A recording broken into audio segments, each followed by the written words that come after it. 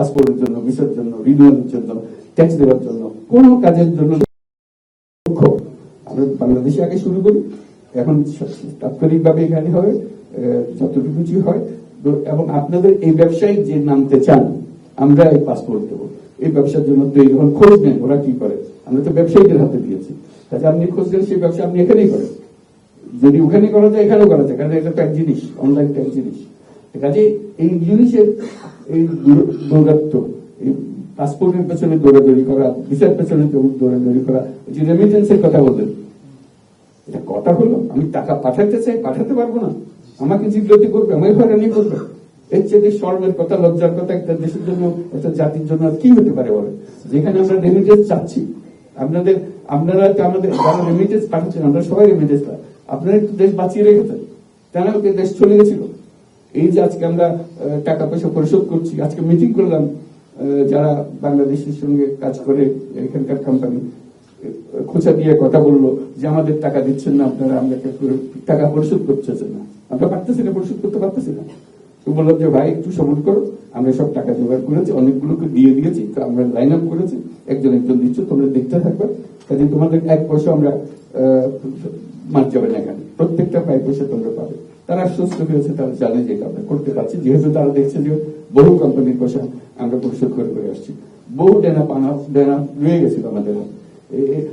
কোষাগার খালি, যখন তারা চলে গেছে কোষাগার খালি, রেমিটেন্স না আসলে আমরা আসতে পারতাম না। ব্যাংক খালি, ব্যাংকে সব টাকা নিয়ে চলে গেছে, কাজে ব্যাংক খালি, সবকিছু খালি। তো সেই দুর্যোগের অবস্থা থেকে আমরা আস্তে আস্তে আসছি। আপনাদের সমর্থন না পেলে, আপনাদের এই সাহায্য না পেলে বাংলাদেশ উঠে দাঁড়াবার কোনো সুযোগ ছিল না।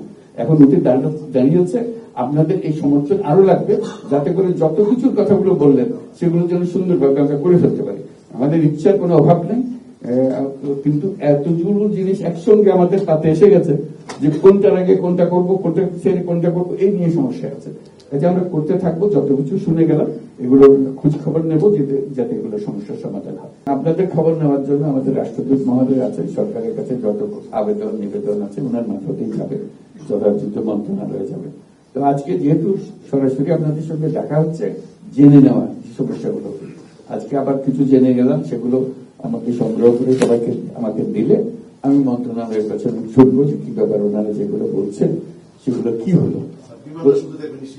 সবকিছু বিমান হোক, রেলওয়ে যত কিছু আছে, যার যার মন্ত্রণালয়ে না পৌঁছলে তো জব পাবে না। আমি মুখে বললে তো এটা কথার কথা বলে, এটা কোনো ব্যক্তি নেই। তাকে ব্যক্তি করার জন্য এগুলো ওনাদের কাছে পৌঁছে দেবো, ওনার সচিব রাষ্ট্রদূত মহোদয়ের কাছে জানিয়ে দেবেন।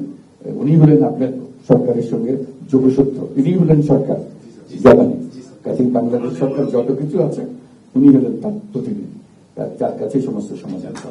আমাদের যেটা আলাপ হলো সেটা যেহেতু এসেছি আপনাদের সঙ্গে দেখা করা এবং বলা যে আপনারা এখানে আছেন বলে জাপান সরকার আমাদের প্রতি এত সদয় এবং সহানুভূতি আমাদের কাছে দেখায়, যেহেতু আপনাদের সঙ্গে তাদের পরিচয় আছে, দেখা সাক্ষাৎ আছে। ভবিষ্যতে আরো কত কি করা যায়, যে আমাদের উপরে যেগুলো বলছেন সে আমাদের অংশটা আমরা অবশ্যই করবো, কিন্তু আপনাদের অংশটা একটু জোরদার করতে হবে। কারণ এখানে আপনারা আসছেন, ব্যবসা কিভাবে বাড়াতে হবে সেটা উদ্যোগ আপনাকে নিয়ে, ওখান থেকে বসে গিয়ে আমরা ব্যবসার কথা বলতে পারবো না। ওই যে ছাত্র বললো যে ওইখানে পরিস্থিতি ঠিক করে দিলে আমরা আসবো, আমরা তো ওটা পারবো না। সারা দেশ একজনকে নিয়ে যাওয়ার জন্য সারা দেশ পাল্টে ফেলতে পারবো না। দেশ যেভাবে আছে ওইভাবে যেতে হবে, ওখানে গিয়ে দেশ মেরামত করতে হবে। এখান থেকে দেশ মেরামত হবে না। কাজে ওইখান থেকে বললাম যে আপনারা ঠিক করে দেন, আমরা আসছি, ওটা ঠিক হবে না। বরং আমি দেশের নাগরিক হিসেবে আমার দায়িত্ব আছে। আমি এখান থেকে যেটা দেখছি, আমি দেখছি যে এটা ঠিক হচ্ছে না। কাজে নাগরিক হিসেবে আমি দায়িত্ব নিলাম যে আমি যাবো, আমার অংশ আমি পালন করবো, আমি চেষ্টা করবো আরো 10 জনকে আমার সঙ্গে করার জন্য, যাতে করে এটা সংশোধন হবে না কেন।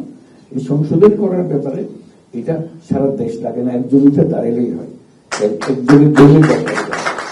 আমি মনে করার কিছু নাই যে হ্যাঁ আমি একা গিয়ে কি করবো, এই একার থেকে শুরু, একজন থেকে শুরু হয় সবকিছু। এই যে এত বড় বড় আন্দোলন হলো, এবছরে হয়তো একজন দুজনেই ছিল শুরুতে, তারপর আস্তে আস্তে বাড়তে আজকে পুরো দেশে বাড়তে পেরেছে। এই যে ছাত্রদের প্রাণ দিল,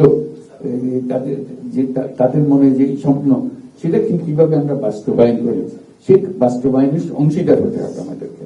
আমরা দূরে থেকে শুধু জানলাম বুঝলাম, আমাদের ভূমিকা আমরা এখানে আছি বলে ওইটার অংশ নই, এটা মনে করা ঠিক হবে না। আমরা বাংলাদেশে আপনাদেরও বন্ধু বান্ধব আত্মীয় স্বজন সবাই আছে ওখানে, আপনারাও মাঝে মাঝে যাচ্ছেন, আপনাদের ব্যবসা বাণিজ্য আছে, কাজে সবটা মিলিয়ে একসঙ্গে আমাদেরকে কাজ করতে হবে। তো আপনাদের সুবিধা হলো জাপান সরকারের উপরে আপনাদের প্রভাব বিস্তার করা, কোথায় কি হচ্ছে, এই যে নতুন লোক দিচ্ছে, ভাষা শেখা ইত্যাদি ইত্যাদি, কিভাবে সহজে করা যায়, সঠিক পন্থা কোনটা, কারণ আমাদের যতটাই সুবিধা আসে এর মধ্যে ফেউ বের হয়ে যায়, উল্টো পথে নিয়ে যাওয়ার জন্য ফিরে যায়। এইটা আমাদের নষ্ট করে রাখে, নষ্ট করে তারপর জাপানিরা যদি দেখে যে এরা সবসময় গোলমাল করে, কাজে ওদেরকে আসতে দেওয়া হবে না। এরকম হয়েছে অন্য দেশের সঙ্গে, আমি ব্যক্তিগতভাবে জানি, তারা সমস্ত লোক নেওয়া বন্ধ করে দিয়েছে, বহুদিন ধরে তারা নিচ্ছে না। যখন তাদের সঙ্গে বৈঠকে বসলাম, তারা বললো যে তোমাদের সবকিছু বোমা, এই যে কাগজ দাও সেটা বোমা, নাম দাও সেটা বোমা, পাসপোর্ট দাও সেটা বোমা, এই বোমা লোকের সঙ্গে আমরা কিভাবে কাজ করবো, এত বিরক্ত হয়েছি, শেষ পর্যন্ত তোমাদের দেশ থেকে লোক নেওয়াই বন্ধ করে দিয়েছে। আমাদের বহু কষ্ট গেছে।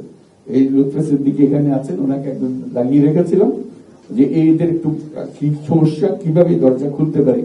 উনি বাড়ি বাড়ি গিয়ে তাদের সবার সঙ্গে আলাপ করে, তাদের উপরওয়ালা যারা আছে তাদের সঙ্গে আলাপ করে যে আমরা অতীতে ভুল হয়েছে, আমাদের দায়িত্ব হলো ভুল সংশোধন করে দেওয়া, সামনে যাতে এটা না হয়।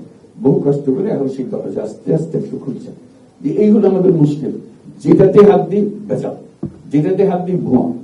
কাজে এখন যে লোকানার রাস্তা শুরু হলো, আমার কিন্তু বড় সন্দেহ হচ্ছে এটার মধ্যে ভুয়া লোক ঢুকে পড়বে। ভুয়া লোক ঢুকে এই জাপানি সরকারের মধ্যে এমন মেজাজ খারাপ করবে, তা বলবো বাধ্য, এদের বাধ্য দুনিয়া থেকে দেশ নেয় নাকি। আমরা আজকে বহুবার বুঝেছি তাদেরকে যে আমাদের ছেলে মেয়েরা কত সুন্দরভাবে কাজ করে দিতে পারে, তারা এফিসিয়েন্ট, তারা অন্যান্য দেশের কাজ করছে, তাদেরকে নিলে ভালো হবে, যত সম্ভব পারে তোমরা নাও। তারা বলছে আমরা নেব, সেই জন্য তাদের কোনো সীমারেখা নেই, পরে নেব না, বা দেশওয়ারি কোনো কোটা নেই যে এত বাংলাদেশ থেকে এত আসবে, ওরকম কিছু নেই।